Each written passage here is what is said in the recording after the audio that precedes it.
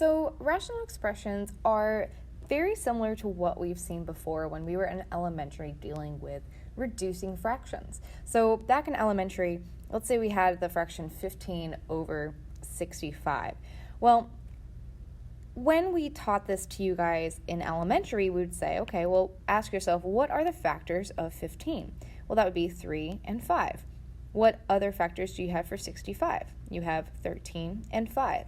And so after you write everything out, you can see that there are two numbers that are the same in the numerator and the denominator.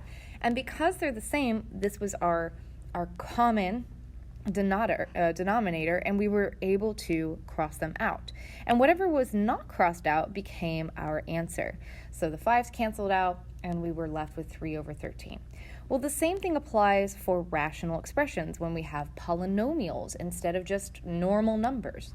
And so it doesn't give you the starting point, but let's say we have a fraction where it's 4 times x plus 3 in the numerator, and then x plus 3 times x plus 3 in the denominator. Again, even though it's now a binomial that we're dealing with, these two are the same, just like these 5's were the same. And so they are going to cancel out, and what is not canceled out is going to become our answer. All right, so let's go ahead and do example 1. So in order to do this, the first thing we have to do is factor the numerator and the denominator. So before we start, let's go ahead and just write down all the possible ways that we know how to factor, and we'll call these our factoring methods. The most common one is GCF. It's our GCF. If both numbers are divisible by 2 or 3 or 5 or whatever, we can factor that out and put it on the outside, just like the example we saw above with the 4 times x plus 3. Then there is the most common, which is our x factor. All right, that's for our trinomials there, x factor. And let's see, number 3, let's have, when we have a binomial, we can have a special product or a difference of squares. That's when you have a perfect squared minus a perfect squared. All right. We can have, for another binomial, a sum or difference of cubes. And this is where that quick little mnemonic that helps us remember our order of signs of SOAP comes into play. SOAP, there we go. And SOAP stands for same, opposite, always positive. And this was more something that I emphasized in my honors classes and not so much in my standards class, but whether or not you were in honors or standard, I definitely did go over this and I gave you notes about it. So if you're confused about it, make sure you pull out your notes or even look it up online. And then let's see, the last one would be our grouping. Actually, I can think of one more. Our slide and divide. Slide and divide is for our trinomials, and this is when the leading coefficient a does not equal 1. And then grouping is when we have more than, or really when we have 4 terms. Okay, so with this in mind, let's go ahead and approach our problems. Example 1.1a on the left-hand side, I have x squared plus 7x in the numerator. Well, I need to have I could use a GCF. If it's an x factor, I need to have 3. So I'm actually going to write numbers next to this so that I know, okay, this is if I have 3 terms. This is if I have 2 terms. Sum and difference, that's also 2 terms. Grouping is 4 terms. Slide and divide is 3 terms. And GCF, I'm going to say, is any term. Doesn't matter what. I should always check that first, actually. So I'm going to look at this and ask myself, well, what is my GCF? Well, the GCF between x squared plus 7x is actually x. And so if I were to divide that out, I'll have x, and then 7x divided by x is going to be 7. So the numerator is completely factored, and my denominator is already factored, but I'm going to rewrite it x times x, because if you think about it, x squared means that there's 2 of those items. And I just want to see everything laid out, really. All right, so now that I've completely factored my numerator and my denominator, I can go ahead and cancel out anything that is the same because it's all multiplying. So I'm going to see I have an x in the numerator and an x in the denominator. So I'm going to cross this one out with this one. And I'm going to be left over with x plus 7 over x. Now, when I was in class, a lot of students really struggled with this at this point because they really wanted to cross out these two x's. But unfortunately, the only reason we're able to cross out these x's to begin with is because everything is multiplying, all right? And once I get here, well, I guess I have multiplying down here, but I definitely only have addition up here. And so because of that, I don't actually have the ability to cross out those x's. And so I'm going to erase all that, and I'm going to say that my final answer is x plus 7 over x. So sometimes it works out like that, and sometimes it won't. If you look on the right-hand side, my numerator can't do anything, so I'm just going to carry that over. I have another binomial. It does not look like a difference of squares or difference of cubes, so that means I'm left with my GCF option. Factor out that x, and I get 3x minus 4. So I factored everything out, but as you can tell, I don't actually have anything that's the same in the numerator or the denominator. And because of that, this is actually my answer. I can't do anything else. So sometimes it'll work out that something can cancel out, and sometimes it won't. It's not a huge deal. Letter B on the left-hand side. All right, now we have a trinomial, and A looks like it is has a leading coefficient of 1, so it's going to be a normal x factor. So I'm going to put my little x factor down here with my negative 4 and my negative 12. And I'm going to write my factors of 12. I've got 1 and 12, 2 and 6, and 3 and 4. And so I'm looking for a combination that's going to combine to give me a negative 4. And I can see that it's actually going to be 2 and 6. And specifically, it would have to be positive 2 and negative 6. That's how I get this negative 4 right here. So I'm going to go ahead and write my factored trinomial as x plus 2, x minus 6 over, and now I have a binomial. All right, so this binomial, let's look at our options. We have a difference of squares and a difference of cubes. Well, my first term is a square, so that sort of narrows that one down. And is it a perfect square on each side? Well, this is a perfect square, and so is this 4. So I'm going to factor this. Now, I taught my kids to factor this by taking the square root of the first, square root of the last, and consider the positive and negative case. So it'd be x plus 2, that's the positive case, and then x minus 2, that's the negative case. And then from here we can see we have the same binomial in the numerator and the denominator here. And so our reduced rational expression is going to be x minus 6 over x minus 2. All right, same idea with the letter B next to it. The first, or the numerator, is a x factor. It's a normal trinomial. So I'm going to do my x with my 11 and my 18. Let's do 1 and 18, 2 and 9, 3 and 6. And so we're looking for a combination that gets us to that 11. Looks like 2 and 9 will do it, and 11 is positive, so it's just going to be positive 2 and positive 9. So my numerator, no issues here, has gone ahead and reduced to x plus 2, x plus 9. All right, the denominator, though, this is actually going to be a difference of, or actually a sum of cubes, because my first term is cubed and my last term is also cubed. So I can take the cube root of both of these. That'll give me x for this one, and the cube root of 8 is 2. All right, so I'm going to be using x and 2 in my equation, and you can look at the formula from the notes, but I'm just going to go ahead and write it here. It's going to be x plus 2, that's the same, x squared minus 2x, that's the opposite, and then the last sign is always positive, and it's going to be 2 squared, or 4. All right, now that I've factored that, I can see what is the same and cross those out, and I'm left with x plus 9 over x squared minus 2x plus 4, and that's our answer. All right, letter C on the bottom left-hand side says x plus 4 over x squared minus 16. So my numerator is already really done for me. X plus 4. I don't really have to do anything right there. I can't do anything. There's not even a GCF. But the denominator is a binomial. So if I look at my list over here, My binomials could be a difference of cubes. No, not a cube. Or it can be a difference of squares, and it's actually a difference of squares again. So that means take the square root of the first, square root of the last, and consider both signs. So it's going to be x plus 4, and then the negative case, x minus 4.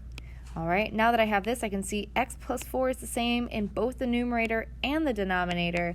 And so I definitely have x minus 4 in the denominator, but if you think about it, I am left with a 1 in the numerator, because think about it this way. When you have x and you don't have any number in front, it's always an understood 1. So the x plus 4 canceled out with the top and the bottom, but the 1 still remains. And so this is going to be 1 over x minus 4.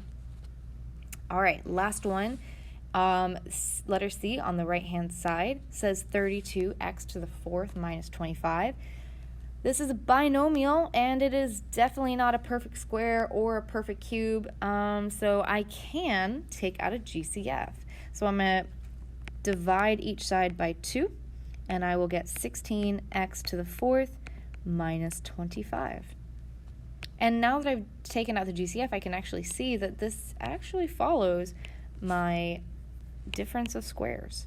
So I'm going to take the square root of the first, square root of the last, consider both signs. So it'll be 2 4x squared plus 5 4x squared minus 5. All right, and then my denominator, I have 1, 2, 3, 4 terms, so that means that I'm going to actually be using the grouping.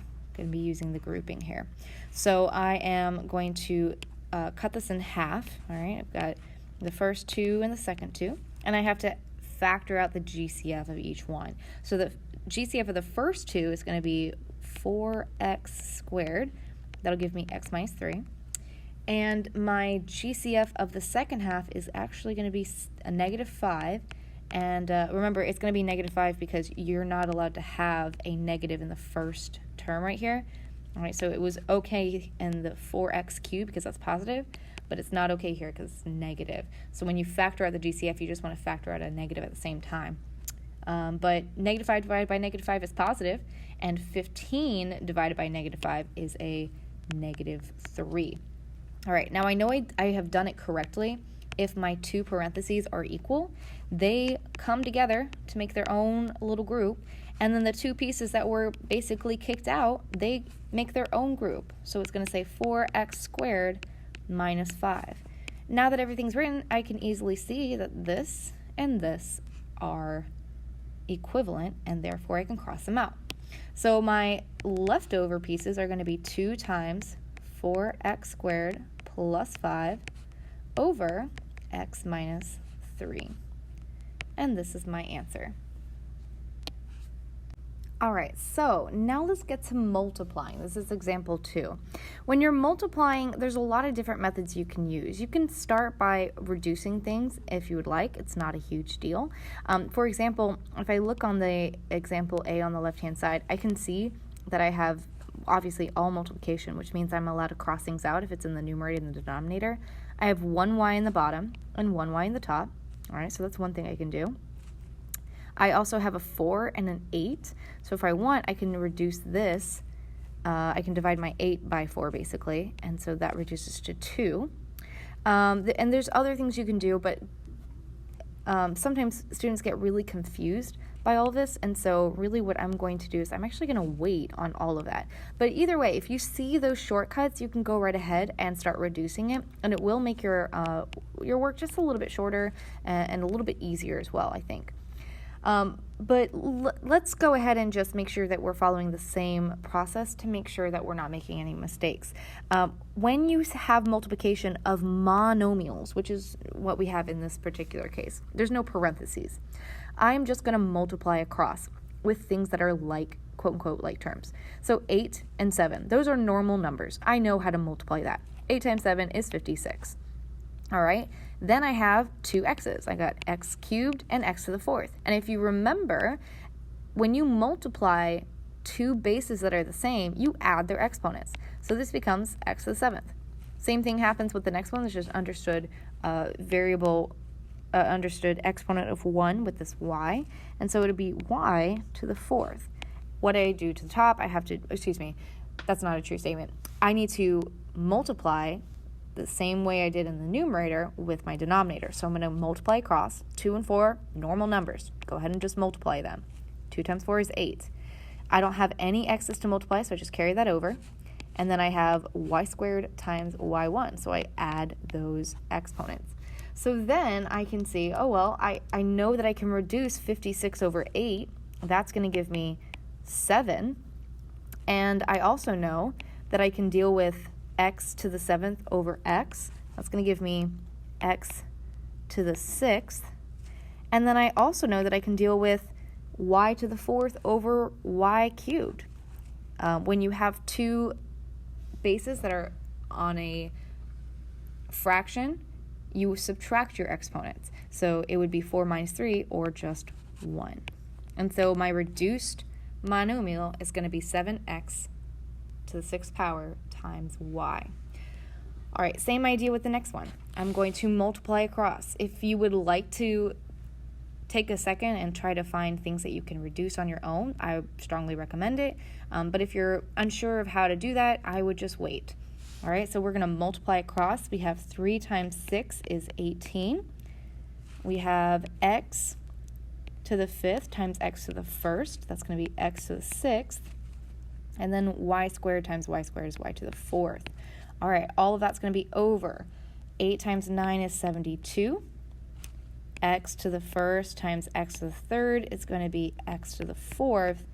And y times y is y squared. All right. So if I were to reduce 18 over 72, all right, I can use a calculator if I want, or I can just, be like, oh, well, this is divisible by 2, and that gives me 9, and that gives me 72 divided by 2 is going to be 36. I can divide them by 3. That gives me 3 and 12. I can divide it by 3 again. I get 1 and 4. So I can reduce this, and I can say, all right, this is actually going to give me 1 over 4. All right? And then I can deal with my x to the 6th over x to the 4th. That should give me x squared. And then I can deal with my y's. Y to the 4th over, it's not times, but over y squared is y squared. And so this is my answer. An alternative way that you could write this is x squared times y squared over 4, because you can take your two pieces that are next to the fraction and put them in the numerator. That's totally fine. There's some textbooks that require that. It doesn't really matter to me. It's whatever. It doesn't matter to me. All right, letter B. So those are monomials. But what about like normal factoring that we've been doing?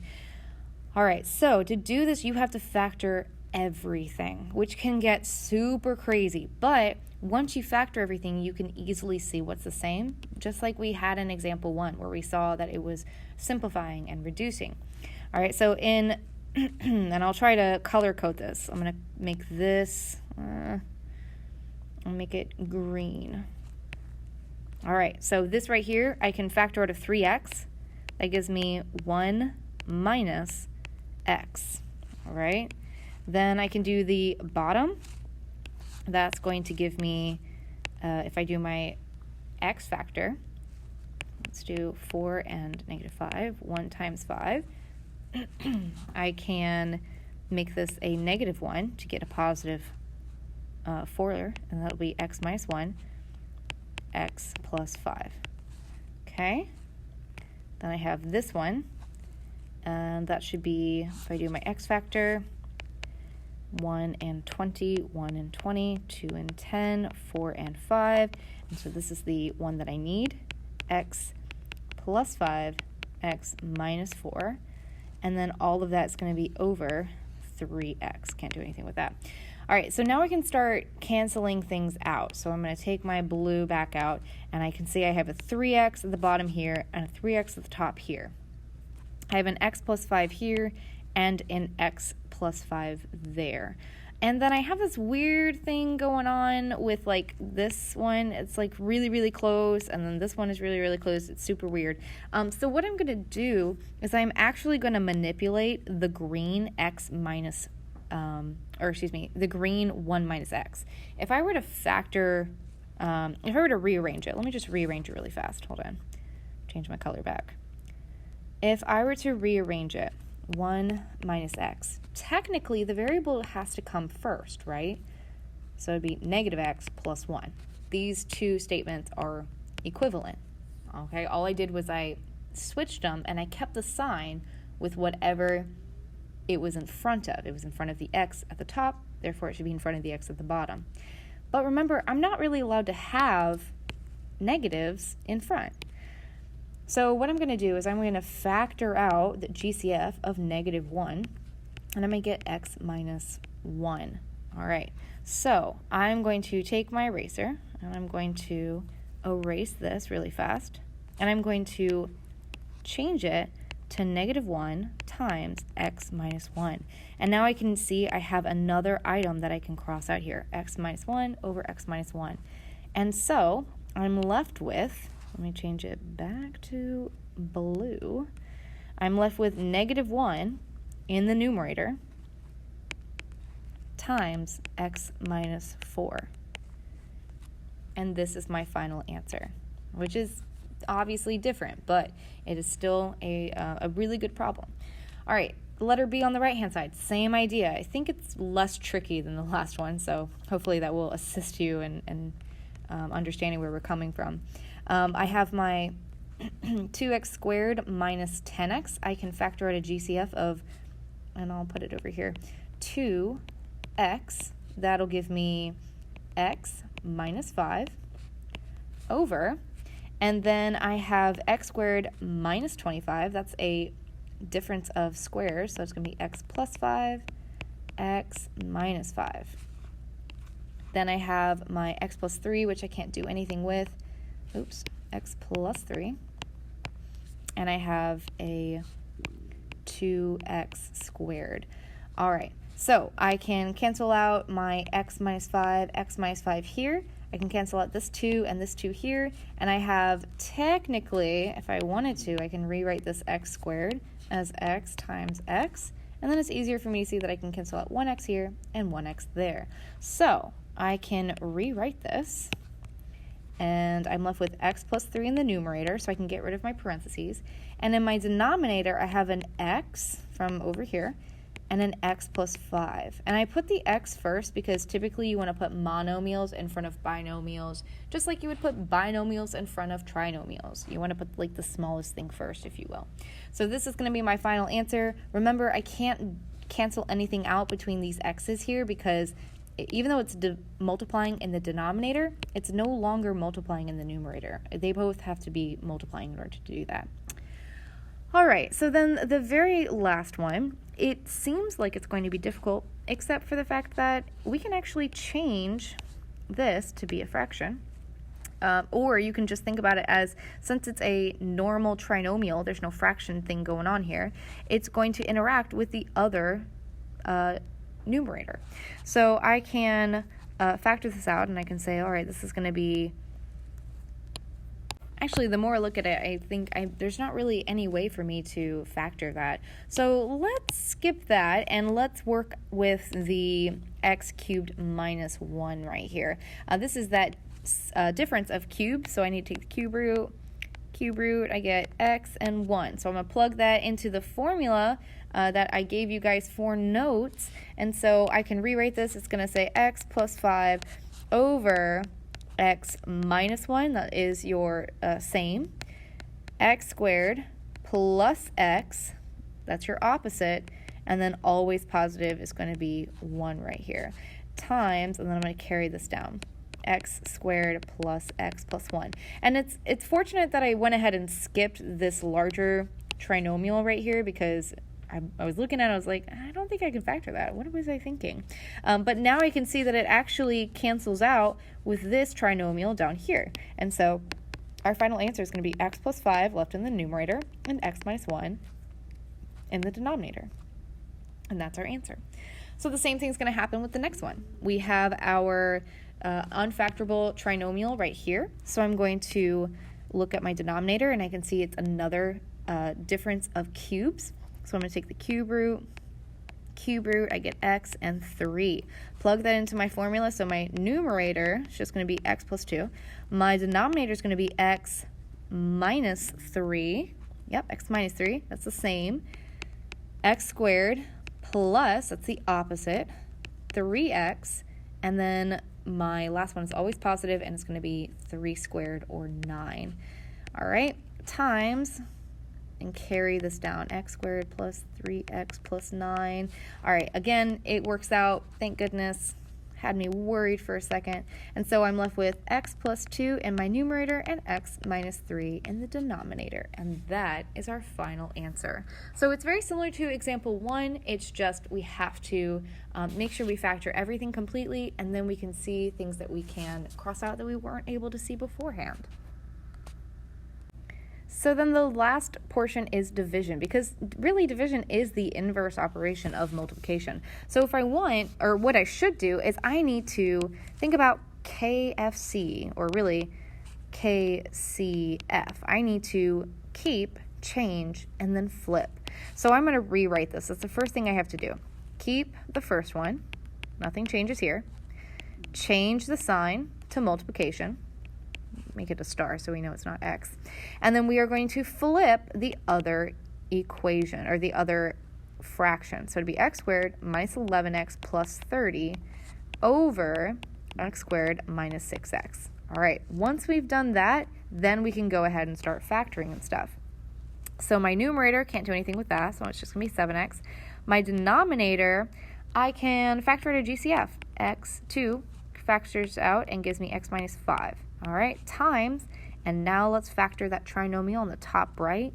Let's see, that'll be x minus 5, x minus 6, over, and then x minus 6. I factored out a GCF of x on the bottom here.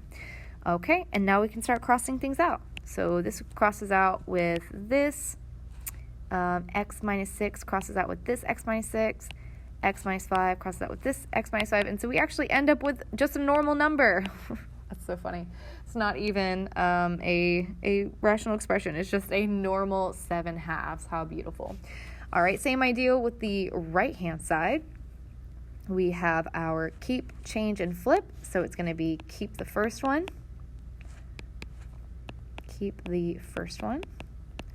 change the sign, and then flip the second fraction. All right, all of that over x squared minus 2x. All right, so now let's factor. The 4x I can't do anything with, so I'm going to carry that down. But I can factor it a GCF for this denominator, 5. That gives me x minus 4 times. All right, my numerator, my trinomial here, I can factor this to be x. Can make it minus 4. X minus 2 over x times. I factor out a GCF of x here and get x minus 2. So, all right, once again, these cancel out, which is awesome. And I end up with another number, just 4/5 or 0.8, depending on what type of calculator you're using. All right, very nice. And it doesn't always work out to be like these pretty numbers. Sometimes it ends up being very complicated. But this is very nice. I mean, not very complicated, but you know what I mean. All right, letter B underneath. Okay, now, if this were multiplication, again, we wouldn't have to do anything, but it is division, which means I need to keep, change, and then flip. But unfortunately, it's not a fraction where I need to flip. So what I'm going to do is I'm going to write it over 1. Now I can keep my first one. I can change my sign, and now I can flip. The 1 that was at the bottom is now going to be at the top, and that 3x squared plus 5x goes in the denominator. All right, this one, I am going to have to do my slide and divide method. Okay, so this was one of those factoring methods that I mentioned before for a trinomial, but this is when your a value does not equal 1. And so to do this, basically what we're going to do, and I'll show the work over here. I'll erase it in a second, so make sure you have it written down somewhere. So to do the slide and divide method, you're going to take your 6 and you're going to slide it to the end and multiply. So it'd be 6 times 15, which is a negative 90. Then you factor like normal. This is just going to be a positive 10 and a negative 9. And then remember, it's not called slide and multiply, it's called slide and divide. So once you're done factoring, you need to divide out what you multiplied by. So I'm going to divide each side by 6, and I am going to reduce these fractions. So let me put this over here. It'd be x plus, let's see, 10 over 6 is going to reduce down to 5/3. All right, just bear with me. And then 9 over 3 is going to reduce to x minus 2/3. No, sorry. I flipped it in my head. 3 over 2, my bad. Okay, now, if you have a fraction, which is what we have for both of these, you're going to take your denominator and you're going to put it in front. Take your denominator, put it in front. And so my factored version of this is actually going to be, let me write it in blue and then I'll write it in purple, 3x plus 5 times 2x minus 3. All right, so I'm going to write all of that information over here. 3x plus 5 over 2x minus 3. All of that over 4x squared times 1 over, and then my GCF, and I'm going to erase all this, my GCF of 3x squared plus 5x is going to be x, so I'm going to factor that out, and I get 3x plus 5. All right, time to cancel things out. This cancels out with this cancels out with that, and that's it. I can't actually cancel these two out because they're on the same side, so that's not going to work. But I can multiply across. My numerator is left with 2x minus 3. My denominator is going to be 4x, and since I'm combining these, I now have 3 x's, so it's going to be x cubed. And this is my answer. Remember, I cannot try to cancel these x's out, and I can't even try to cancel this 2 and 4 out. I'm not allowed to, because yes, it is multiplying in the denominator, but it is subtracting in the numerator, and you have to be multiplying on both the numerator and the denominator to do that. All right, let's do that very last one. First things first, let's put this over 1. This is going to now say, actually, let me move this really fast. There we go, done. Okay, some of the things moved around, but that's fine. All right, so we put it over 1. We need to keep the first one. We need to change, and then we need to flip. All right, we have another slide and divide right here. So if I slide and divide, it's going to say, I'm going to put my work over here in pink again, x squared plus 3x minus 10. All right, so that's going to be x minus 5, x plus 2. I need to divide out that 2 that I just slid to multiply. So divide by 2, divided by 2.